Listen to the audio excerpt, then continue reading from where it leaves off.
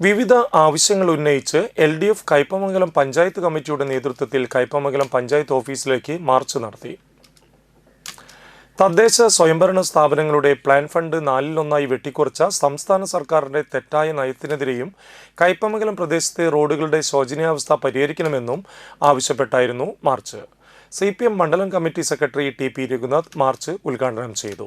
CPM local committee അംഗം IS Kasim അധ്യക്ഷനായി. CPM local secretary TV Suresh Babu, area committee അംഗങ്ങളായ KC Prasad, Alok Mohan, INL ജില്ലാ പ്രസിഡന്റ് മുഹമ്മദ് ചാമക്കാല, PC മനോജ്, റഹീം, MD Suresh, PL Paulson, Noorul ഹുദ തുടങ്ങിയവർ സംസാരിച്ചു.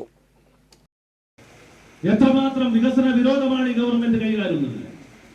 ഗ്രാമപഞ്ചായത്തുകളെ ശക്തിപ്പെടുത്തുന്നതിന് പകരം അവരെ ദുർബലപ്പെടുത്തിക്കൊണ്ട് പാവപ്പെട്ടവന്റെയും സാധാരണക്കാരന്റെയും അധികാരാവകാശങ്ങളുടെ മേൽ കടക്കൽ കത്തിവെക്കുന്ന തീരുമാനമാണ് UDF സ്വീകരിച്ചത്. നമുക്കറിയാം, പ്ലാൻ ഫണ്ട് വെട്ടിക്കുറച്ചാൽ എന്തുണ്ടാവും? പദ്ധതി വിഹിതം കൊടുക്കാൻ കഴിയാത്ത രീതിയിൽ സ്പിൽ ഓവർ പദ്ധതികൾ ഉൾപ്പെടെ സ്തംഭനാവസ്ഥയിലേക്ക് നീങ്ങുകയാണ്.